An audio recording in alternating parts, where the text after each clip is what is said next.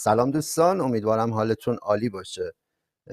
این ویدیو رو اختصاص دادم به بحث این که اصلا ما توی چارت چند نوع کندل داریم و با چه شکل و شمایلی این کندل ها میتونن توی چارت ظاهر بشن. اساسا فکر میکنم که همین 3-4 نوع کندلی که الان راجبش صحبت میکنم توی چارت ها در واقع شاید بیشتر نباشن، یا لااقل برای سبک و مدل روش معامله گری برای من مهمترین کندل ها همین 3-4 نوع کندل هستن و مابقی کندل ها به نوعی حالا کوچیکتر یا بزرگتر شدن همین کندل هایی هستن که الان راجبشون صحبت میکنم.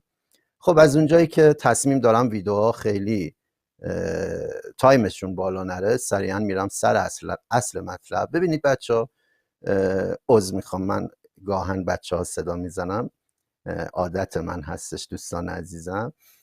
ببینید بچه ها، تایم فرم روزانه چارت یورو دلار هستیم. اصلا مهم نیست که حالا چه چارتی هستش.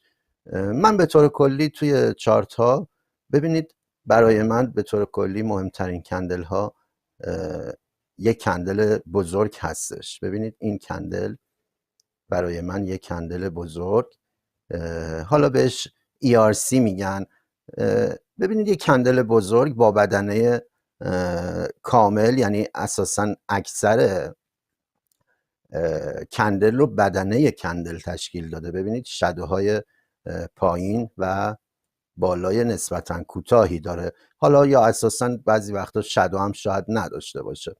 این یک مدل کندل بزرگ به زبون ساده یا همون ERC هستش، کندلی که کشیدگی بدنه داره، ERC کندل. این یک مدل دیگری از این نوع کندل هستش، مدل نزولیش. ببینید این یک مدل سعودی از یک کندل بزرگ هستش. خیلی راحت، اصلا سخت نگیرین دوستان عزیزم.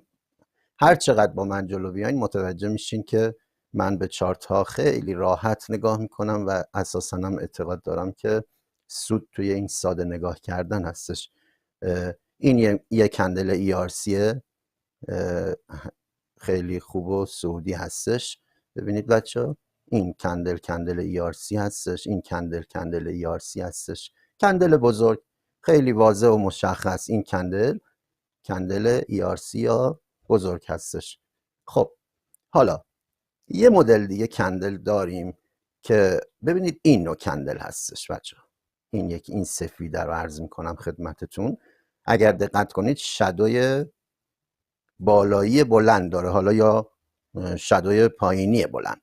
بذارید من این کندل رو اسمشو بذارم فیل ERC. کندل بزرگ بود ERC، اینو من اسمشو میذارم فیل ERC. ببینید بچه ها، کندل فیل ERC دقیقا از اسمش بالاشه، یه کندلی بوده که قرار بوده یه ERC بشه، ولی حالا به هر دلیلی فروشنده وارد این بازار شده و شادوی بلند بالایی این کندل در نهایت با شادوی بلند بالایی در نهایت بسته شده. یعنی در واقع یک کندلی که قرار بوده کندل بزرگ بشه ولی موفق نشده، فیل ERC. حالا یک مدل دیگه فیل ERC بهتون نشون بدم. ببینید این یک کندل فیل ERC هستش، داشته سعی میکرده که در نهایت یک کندل ERC بشه، یعنی بدن اگر تا اینجا می اومد خب یک ERC میشد، کندل بزرگ، یک کندل معمولی بزرگ میشد، ولی شادوی بلند پایینی داده و موفق نشده یک کندل بزرگ در نهایت تثبیت بشه و ثبت بشه. بهش میگیم فیل ERC. یه مدل دیگری بهتون ببینید، مثلا این فیل ERC هستش. خیلی روی داستان کندل ها مته به خشخاش نذارین، همین که شکلش رو توی چارت میبینید کافیه. حالا چون ویدیو آموزشی هست راجع به اسمش حالا صحبت میکنم که اشاره ای کرده باشیم. بچه ها، مدل کندل دیگری که برای من تو بازار خیلی مهم هستش، ببینید این نوع کندل ها هستن.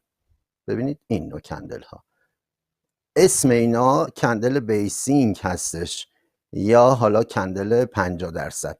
ببینید اگر دقت کنید تقریبا میشه گفت که اسم کندل از شکلش مشخصه، کندل 50%، یعنی کندلی که جمع شادوی پایینی و بالایی تقریبا با بدنه یه حالت 50-50 کندل رو شادوها تشکیل دادن و 50% کندل رو بدنه کندل. حالا تقریبا اینها خیلی اساسا اعداد و ارقام دقیقی نیستن و اصلا هم مهم نیست که اعداد و ارقام دقیقی باشن، ولی خب شکل، ببینید این شکل بهترین شکل کندل های 50% هستش. ببینید اینها تقریبا کندل های 50% هستن. خب وقتی یه خورده شادوی مثلا از یه سمت شادوشون بلندتر میشه، خب حالا شاید خیلی کندل 50% یا بیسینگ با کیفیتی نباشه. ببینید این یک کندل 50% هستش. ببینید حالا اینا دوجیتور هستن، خیلی باشون کاری نداریم. گاهن من خیلی دوست دارم کندل ها، ببینید مثلا این شکلی باشن، کندل های 50% یا بیسینگ ها به اینا میگه. این سفیده، این یکیه، یک کندل 50% هستش. حالا اجازه بدید من برم روی یه چارت دیگر، کتسی چف، که حالا کار با نحوه کار با ابزار تریدینگ ویو هم یک کمی اینجا خود به خود آموزش داده میشه، هرچند که احتمال زیاد دوستان استاد هستن توی کار با این نرم افزارها. ببینید دوستان اینجا ما کندل 50% تقریبا داریم، مخصوصا این سفیده. خب اینا کندل ERC هستن، کندل های بزرگ هستن. این کندل ها کندل های 50% هستن. این کندل ها، اینها ببینید این دوتا کندل های 50% هستن. این یکیه فیلد ERC، ببینید این یکیه فیلد ERC هستش.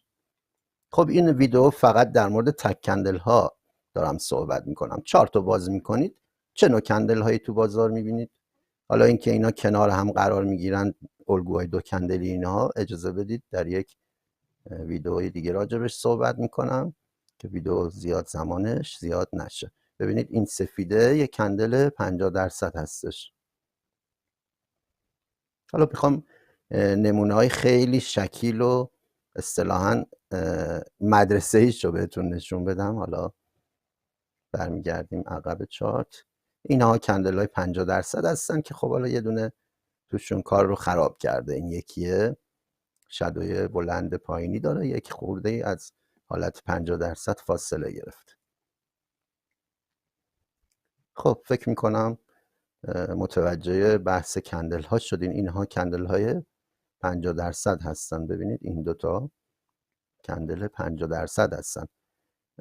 دوستان عزیزم، سبک آموزش من روی چارت هستش. من اصلا اعتقادی به دفتر و جزوه و نوشتن و اینها برای اینکه مسلط بشیم به چارت به اون صورت ندارم. نه اینکه نمی‌نویسم، چرا بعدها متوجه میشید که ما معامله‌گر خوب ژورنال داره و حتما نوشتن جزوی از کارهای مهم روزانش هستش، ولی خب بحث آموزش و نحوه آموزش دادن من به این ترتیب هست که من سریعا میام روی چارت، پرهیز از هر گونه اضافه گویی و غیره. کندل های 50% اینجا هستن، ERC کندل بزرگ. ببینید دوستان عزیزم، این کندل برای من جذابیت آنچنانی نداره.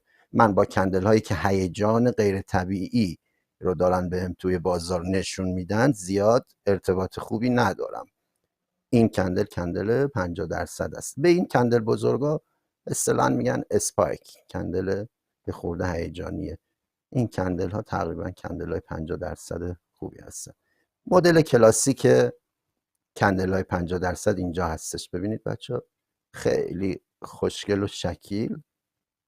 اینجا کندل های 50% هستن. اینها هم که کندل های ERC نزولی و اینها هم که کندل های ERC سعودی هستن.